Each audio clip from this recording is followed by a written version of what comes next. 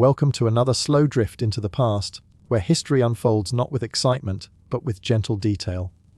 Tonight, we step into the smoky haze of 1920s Paris, a city alive with jazz, shadows, and secrets. Behind the glamour of cafes and music halls, a quieter, darker story was unfolding: the rise of opium dens and the heroin craze. In this journey, we'll wander through the forgotten corners of Paris, where pleasure, escape, and addiction shaped a generation. So, settle in, let the noise of the present fade, and allow this story to carry you calmly into sleep. Paris in the 1920s carried an energy that seemed to float through the air like smoke from a half-burned cigarette, soft and unhurried, yet persistent enough to linger in the senses long after the night had ended. The war had left scars across Europe, but in its aftermath came a search for release, for distraction, for something that allowed people to forget, even if only for a few fleeting hours. Nowhere was this more visible than in the nightlife of Paris, a city already known for its café culture, its poets, and its restless intellectuals.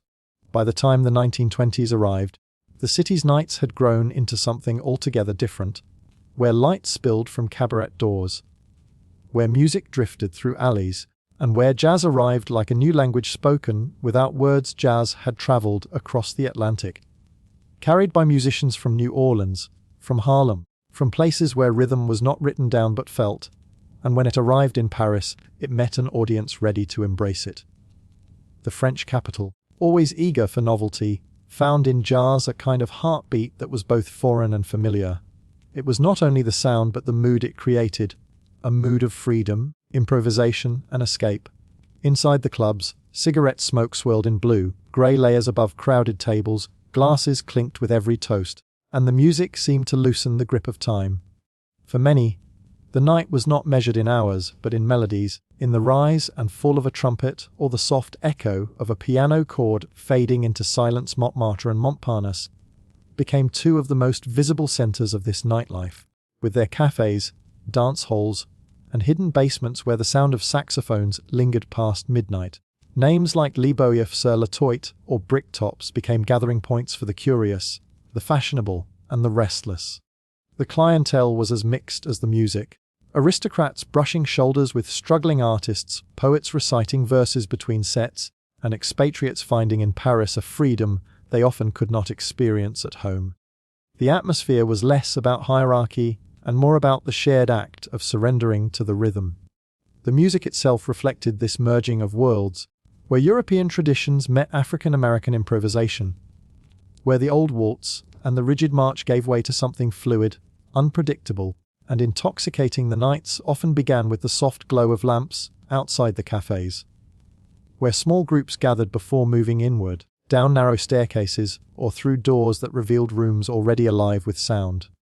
Tables crowded the floor, their surfaces marked with cigarette ash and wine rings, and servers slipped between them carrying trays of champagne bottles or glasses filled with absinthe. In the background, the band played not from a raised stage, but often from a corner, close enough to be part of the crowd, their music weaving into the conversations, rising above the laughter, then quieting again to let the rhythm settle gently into the room. This closeness gave the nights an intimacy, as though every listener was part of the performance, sharing the same air, the same notes, the same pulse. For many Parisians, jazz was more than entertainment. It symbolized a break from the old world, a turning away from the stiffness that had dominated the salons and drawing rooms of earlier decades. The war had left behind a sense that nothing could be as it was, and jazz became the soundtrack of this shift. Its syncopation mirrored the unevenness of post-war life, its improvisation reflected the unpredictability of the times. To sway to the music was to embrace impermanence, to accept that life was now uncertain, fragile, and yet strangely beautiful in its fleetingness. People danced not with the rigid patterns of ballroom formality, but with movements that responded instinctively to rhythm, turning each dance into an expression of release. Writers and painters, always drawn to the energy of Parisian nights, found inspiration in these gatherings. Ernest Hemingway, F. Scott Fitzgerald, and Josephine Baker became names often mentioned in connection with the scene, though each experienced it differently. Hemingway observed it with the sharp eye of a reporter, capturing the details of smoke, filled rooms and restless youth. Fitzgerald, in search of glamour and intoxication, immersed himself in the parties that never seemed to end. Josephine Baker, with her performances at the Folies Bergère, embodied the spirit of the age, blending performance, exoticism, and freedom in ways that captivated audiences. The nightlife thus became both lived experience and artistic subject, a mirror of an era caught between despair and hope. Even in the quieter corners of Paris, far from the cabaret stages, jazz seeped into the air. Street musicians carried its rhythms into courtyards and along boulevards. Record players in apartments filled the silence of evenings, with scratchy recordings of Armstrong or Ellington, their sounds transformed by distance and walls into something softer, almost ghostly. This diffusion of music into daily life blurred the boundaries between the ordinary and the extraordinary, making it possible for even those who never entered a jazz club to feel the influence of the movement. In this way, the culture of nightlife extended beyond its immediate spaces, shaping the city's broader atmosphere. The experience of a Parisian night in this period was as much about the senses as it was about the music. The flickering of neon lights reflected on wet cobblestones after rain, the faint perfume of a passaby mixing with the acrid smoke of cheap cigarettes, the taste of strong coffee served after midnight, the distant echo of laughter carried through alleys. All of it created an environment where time seemed to slow. For those who lived it, the night was not merely a backdrop, but a character itself, unpredictable, alluring, sometimes overwhelming, but always present. To step into the nightlife was to step into a world suspended between reality and dream. Many of the clubs remained open until dawn, their windows shuttered to keep the outside world away. Inside, the hours unfolded with a rhythm of their own, not tied to clocks but to the shifts in energy as the music moved from slow ballads to faster, louder pieces, and then back again. Between sets, conversations deepened, laughter grew looser, and the occasional silence would fall, broken only by the soft clinking of glass. The return of the band was like a tide rushing back in, sweeping the room into movement once more. For those who remained until morning, leaving the club meant stepping out into a city already stirring, bakeries opening, workers beginning their day.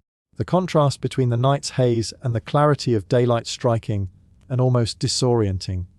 The presence of American musicians in Paris added a unique texture to this scene. For them, the city represented both opportunity and refuge, a place where racial boundaries were less rigid, where artistry could flourish with fewer restrictions. Their arrival not only enriched the musical offerings, but also shaped the cultural exchanges of the time.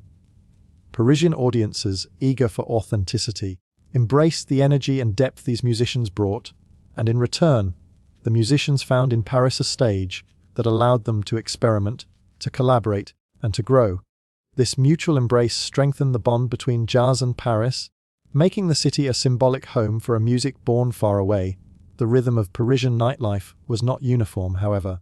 Beyond the glamour of Montmartre and Montparnasse, there were smaller, humbler spaces where locals gathered, places where the music was less polished, but equally heartfelt. These corners of the city offered their own version of the night, one that was quieter, less visible, yet no less significant. Here, the conversations were more intimate, the crowds less concerned with appearances, and the music served less as spectacle and more as companion. The coexistence of these layers, the grand cabaret and the modest café, gave Paris its complexity, its ability to be both dazzling and ordinary at once. The connection between nightlife and identity grew stronger as the decade progressed. To be seen in certain clubs, to know the rhythms of jazz, to participate in the energy of the night, all of this became a kind of cultural currency, a marker of belonging to a modern, forward-looking Paris. At the same time, the very act of staying out late, of losing oneself in music and dance, became a quiet rebellion against the structures of daytime life, with its expectations of order, productivity, and restraint. The night, in this sense, was not just a time of leisure, but a space of freedom, a realm where roles could be suspended, where escape was not only possible but encouraged. The legacy of this nightlife was not confined to the 1920s. The images it produced, smoke-filled rooms, improvising musicians, restless dancers, continued to define the cultural imagination of Paris for decades to come. Even as the years passed, even as fashions changed and wars returned, the memory of those nights lingered, preserved in literature, in paintings, in faded photographs, and in the recollections of those who once sat at crowded tables, listening as the trumpet's cry cut through the haze of the room.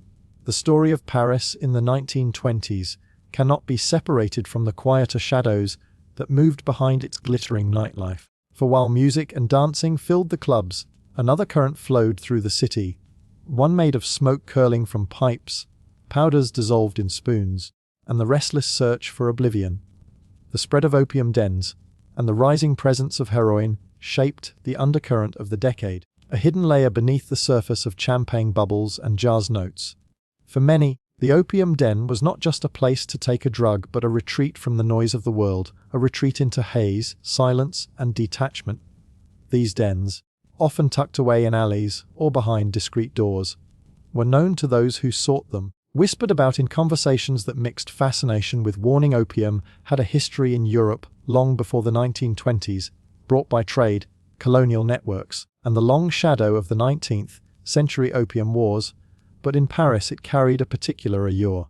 The drug was linked not only with intoxication, but with exoticism, with images of the East, with fantasies of mystery and escape. The decor of many dens played into this imagination, with dim lantern light, heavy curtains, and couches where bodies reclined in stillness, their faces softened by the drifting smoke. For visitors, the experience was not merely chemical but atmospheric, a carefully constructed environment that promised distance from reality. The city outside continued in its rush of cars, conversations, and commerce, but inside these rooms, time dissolved, measured not in minutes but in inhalations, each exhale erasing the sharp edges of thought. Heroin, meanwhile, entered Paris as a newer presence, less ceremonial than opium, more direct in its impact. Originally developed at the turn of the century as a supposedly safer alternative to morphine, it found its way into the city's veins during the years after the First World War. Soldiers returning from the front had already known morphine as a pain reliever, and for some, the transition to heroin came naturally, a continuation of the relief they had once been given under medical supervision. In Paris, the drug spread through hidden networks, carried in small packets, traded in quiet exchanges, and consumed in apartments, clubs, and dens. Its reputation as both modern and powerful gave it a strange appeal, different from the languid dreaminess of opium, sharper, quicker, more efficient in its promise of release. The intertwining of opium dens and heroin use created a landscape where different classes of people could cross paths. The wealthy sought novelty, the artistic circles sought altered perception, and the poor sought escape from hardship. Each found in the haze of drugs a form of comfort, though the reasons varied. For the aristocrat, the den might have been a temporary adventure, a place to taste danger in controlled doses. For the artist, it was a tool for exploration, a way to break free from the limits of rational thought, to chase visions that might later become words on a page or strokes on a canvas. For the laborer struggling with economic uncertainty, it was a reprieve from the grind of survival, a few hours where the body could sink into stillness and the mind could drift elsewhere. In this way, the dens became strange meeting places, equalizers of a sort, where the distinctions of status faded in the haze. The spread of these places was not uniform across Paris, but certain districts became more associated with them. In Montmartre, alongside the lively cabarets, there were back rooms where opium pipes glowed in the dim light. In the narrow streets near the Seine, there were cellars known only to locals and repeat visitors, hidden from official eyes yet always accessible to those who knew the right door to knock upon. Foreign sailors brought in supplies through the docks, traders carried substances in hidden compartments, and small criminal networks managed distribution. Paris police were not unaware of this, yet enforcement was inconsistent, often influenced by bribes or a simple willingness to turn a blind eye. The drug culture, therefore, existed in a strange tension between visibility and secrecy, whispered about but rarely confronted directly. Writers of the time often alluded to the presence of these dens, though they rarely described them in detail. There was a reluctance to reveal too much, a mixture of fascination and caution. Descriptions leaned toward the atmospheric rather than the practical, evoking shadows, curtains, smoke, and dreamlike states rather than the mechanics of use. This vagueness only added to the allure, allowing the public imagination to fill in the gaps with images of mystery and decadence.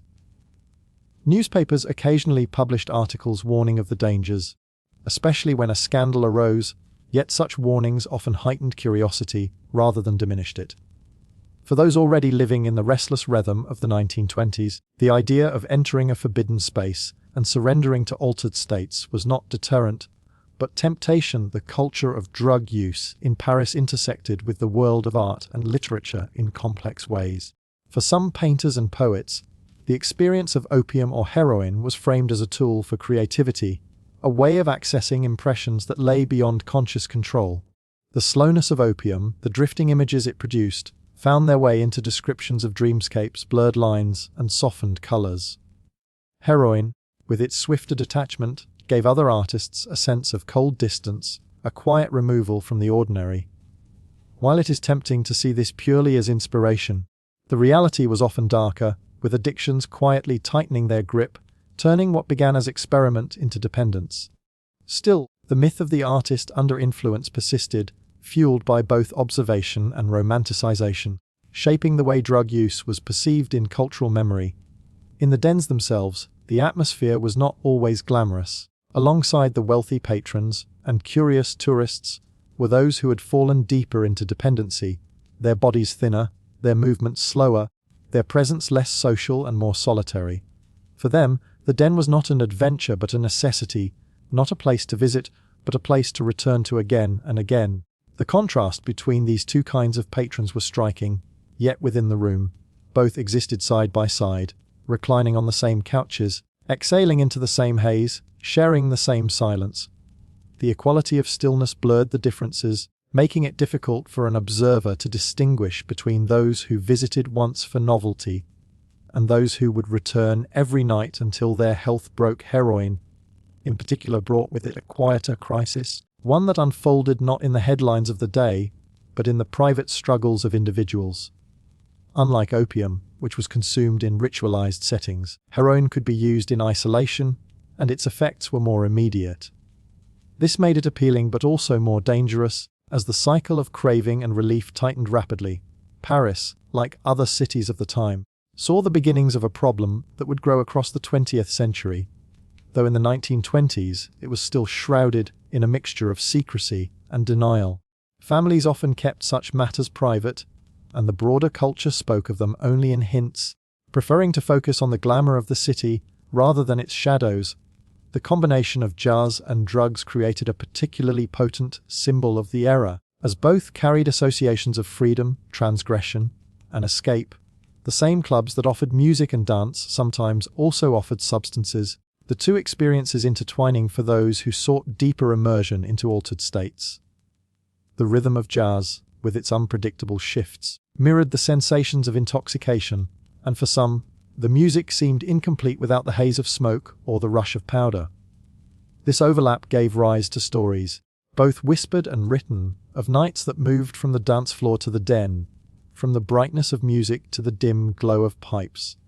The connection, while real, was also exaggerated in the public imagination, feeding into broader narratives of decadence and decline. As the decade continued, the presence of drugs in Paris became both more common and more hidden, spreading further yet remaining shrouded in secrecy.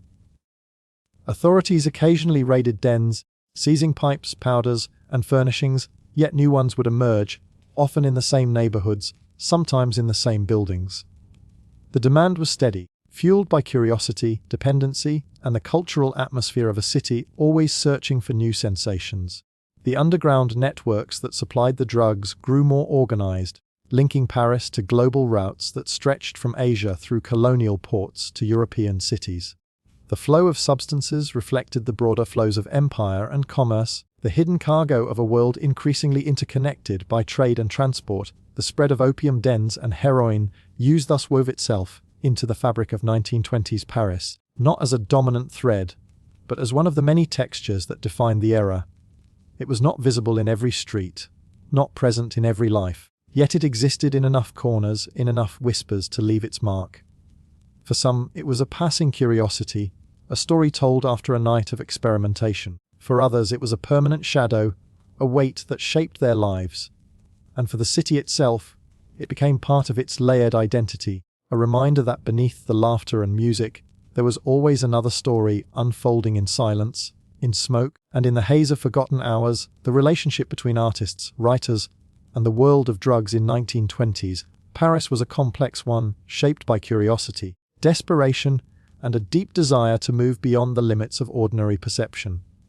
The city itself had already long been a magnet for creative minds, its cafes and studios filled with voices debating ideas late into the night, its streets alive with painters searching for light, its apartments crammed with manuscripts waiting to be finished. In this environment, the use of opium and heroin did not appear as isolated indulgences, but as part of a broader pattern of experimentation, a search for something beyond the visible, something that could not be found in daylight routines or sober thought. For some, the drug offered inspiration. For others it offered silence. For many it offered nothing but an illusion of both, yet the fascination remained strong enough to draw them repeatedly toward its haze writers, who had endured the First World War, carried with them not only memories of violence, but also a distrust of conventional language, a sense that ordinary words could not adequately capture what they had seen or felt. Drugs became one path toward breaking the boundaries of language, offering altered states where words might appear differently, where metaphors could expand, where narrative could bend in unexpected ways. The act of writing under influence was not always successful, often producing fragments, ramblings, and pages later discarded, yet the belief that something new could be accessed kept the experiment alive. The writer, alone at a desk or reclining in a smoke-filled room, often hoped the drug would open a door to deeper insight, to truths not reachable by logic or sober discipline. Painters, too, found themselves drawn into this fascination, though in ways that reflected their own medium. The soft distortions of vision induced by opium aligned with the search for abstraction, for forms that were not strictly representational, but conveyed mood, dream, and sensation. To paint while under the influence, or even to remember the visions that arose during intoxication, was to move closer to an art that resisted boundaries, an art that captured the blurred line between waking and dreaming. For some painters, this connection was more myth than practice, a story told about their work rather than an actual method, yet the myth itself shaped perception, leading viewers to see the influence of haze and drifting thought in every brushstroke. The presence of American expatriates in Paris added another layer to this dynamic. Writers like Ernest Hemingway and F. Scott Fitzgerald were not personally devoted to opium or heroin, yet they lived within circles where such substances were part of the atmosphere. Their fascination lay more in observation than participation, recording in their works the sense of excess, of indulgence, of lives spinning out under the weight of drink and drugs. Their prose captured the mood of a generation searching for meaning in a world that seemed to have abandoned certainty. While they themselves leaned more toward alcohol, the proximity of drug use among fellow artists and acquaintances added to the broader portrait of Paris as a city of experiment, of pushing limits, of erasing boundaries between clarity and haze. Josephine Baker, though more performer than writer, embodied a different aspect of this fascination. Her stage presence itself, often described as intoxicating, her performances evoking the freedom and wildness that many associated with the altered states of drugs. She may not have been directly linked with opium dens or heroin, but the cultural environment in which she performed was saturated with their presence, and her name became attached to the larger myth of Paris as a city of endless nights, of blurred reality, of escapes both musical and chemical. Audiences watching her dance under the bright lights of the Folies Berg sometimes imagined that they, too, were intoxicated, even if no substance had passed their lips, for the mood of the era conflated art, music, and drugs into a single swirl of sensation. French writers, closer to the heart of the city's traditions, also engaged with drugs in subtler ways. For them, opium carried not only the promise of altered perception, but also the weight of literary inheritance, as earlier figures like Charles Baudelaire had already explored its effects in the 19th century. To smoke opium in the 1920s was therefore to place oneself within a lineage of poetic experimentation, a continuation of a tradition that blurred decadence with genius. Baudelaire's writings on artificial paradises lingered in the cultural memory, shaping how later generations thought about intoxication, turning what might otherwise have been seen as weakness into something closer to ritual. For a young writer in Paris, this connection added to the allure, making the den not just a place of indulgence, but also a place of symbolic initiation. The fascination with drugs among artists and writers was not always tied to creativity alone. Many carried personal wounds, emotional or physical, that led them towards substances as a means of coping. The war had left behind not only physical injuries, but also invisible scars, and for some, the quiet detachment of opium or the numbing effect of heroin provided relief, when no other form of medicine seemed adequate. These private struggles were rarely spoken of openly, yet they formed part of the deeper context of why so many artists were drawn to substances. Behind the image of the romanticized, intoxicated genius lay the reality of human beings searching for silence, for comfort, for a way to carry the weight of memory in the social spaces where artists gathered: cafes, studios, apartments, and clubs. Drug use often became part of the atmosphere, not always central but always present in some corner. A conversation about literature might poise while someone lit a pipe, the smoke drifting across the table before the words resumed. A painter might leave a gathering early to return to a private den, where the quiet haze allowed thoughts to drift without interruption. The normalization of these behaviors meant that drug use was neither wholly scandalous nor entirely accepted, existing instead in a liminal space where it could be both celebrated and condemned depending on the perspective. To some, the drug user was a visionary; to others, a decadent wasting away in self-indulgence. The ambiguity itself became part of the fascination, a topic for gossip, speculation, and whispered stories. The artistic fascination with drugs was also shaped by the broader cultural currents of the time, particularly the fascination with the exotic and the foreign. Opium dens, often styled with Chinese or Orientalist decor, played into fantasies of mystery and distance, offering artists a sense that they were stepping into another world, one that was not bound by the strictures of European life. This atmosphere appealed to their sense of being outsiders, of living on the edge of society's rules. To enter the den was to cross a threshold into the unknown, a threshold that mirrored the thresholds they sought to cross in their art.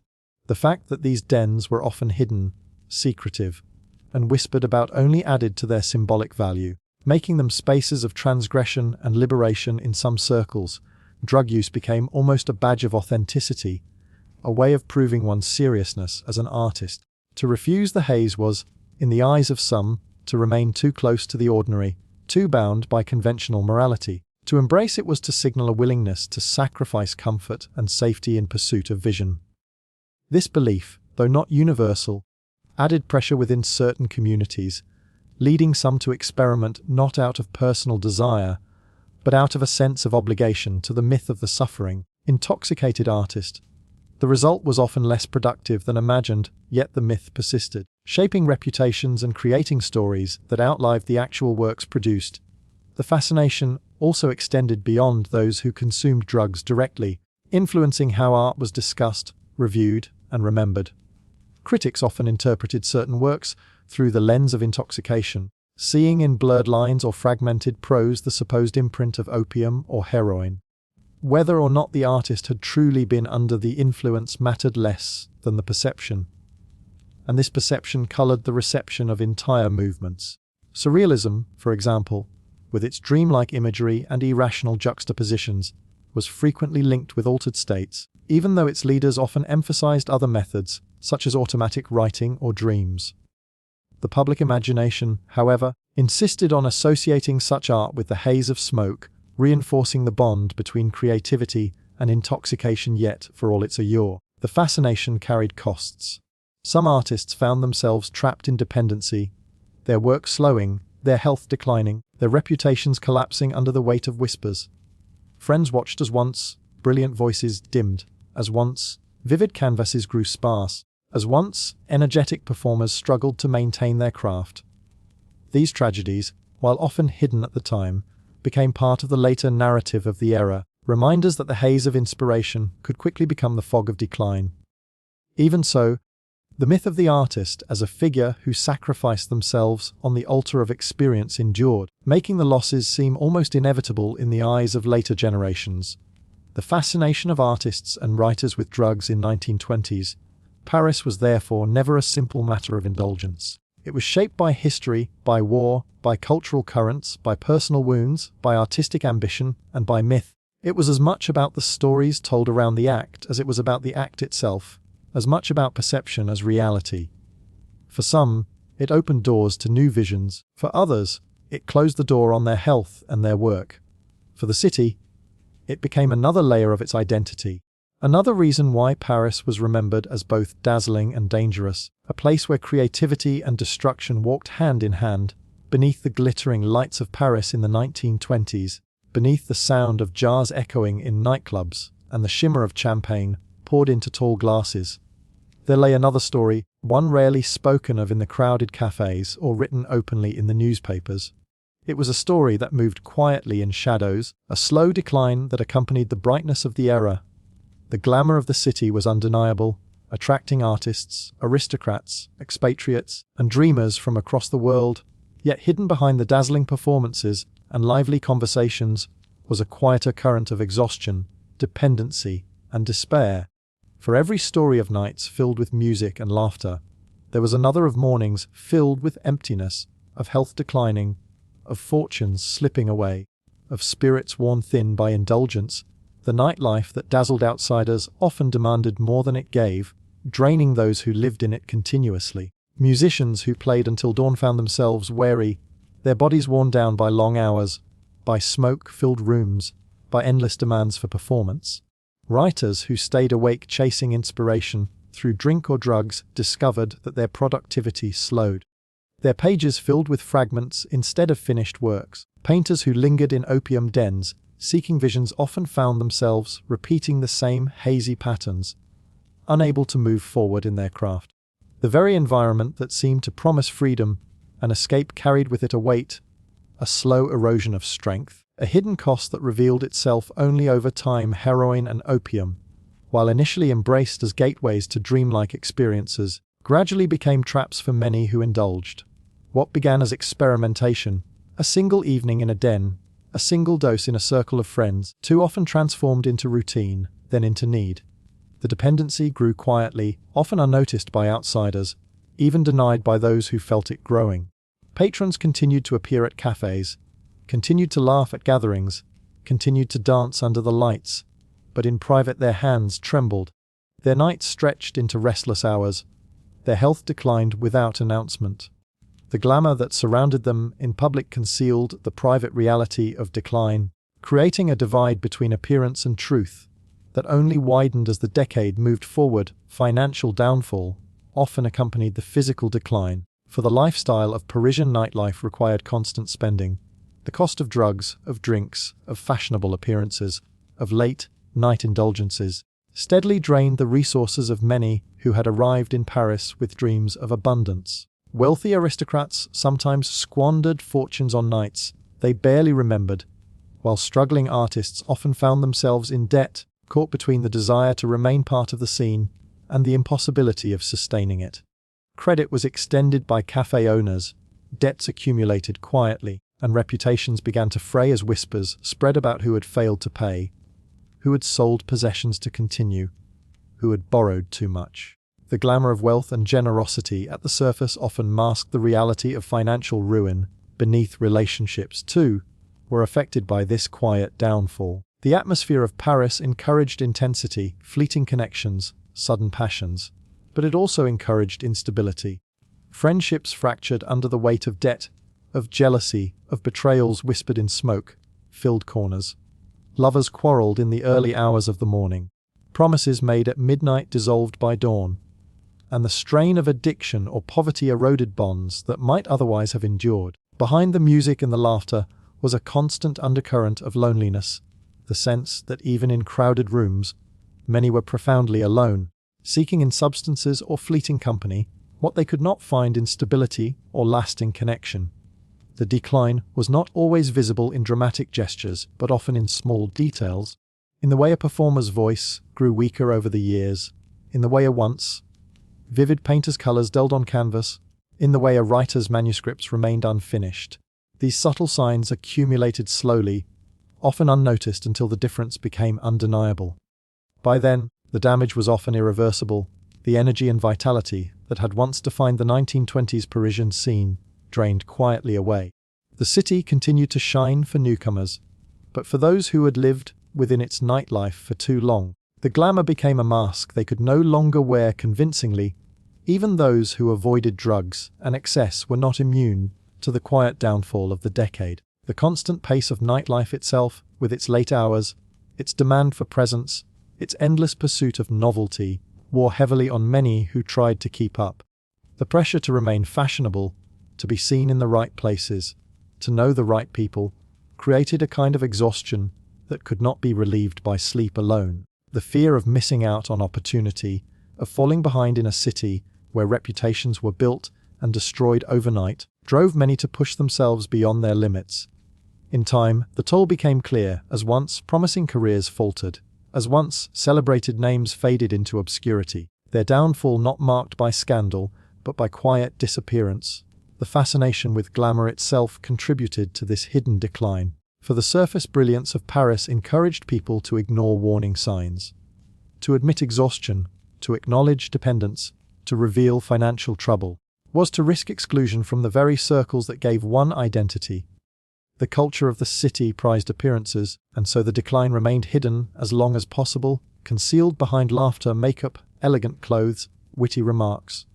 Even as bodies weakened, as debts grew, as spirits faltered, the outward image of glamour was maintained, creating a widening gap between what was seen and what was lived. This duality was itself exhausting, the effort of maintaining appearances draining the very energy needed for survival. The broader society often looked at this nightlife with both admiration and suspicion, celebrating the glamour in magazines and gossip while quietly condemning the excesses. The contrast between public fascination and private downfall created an additional weight for those caught in the middle.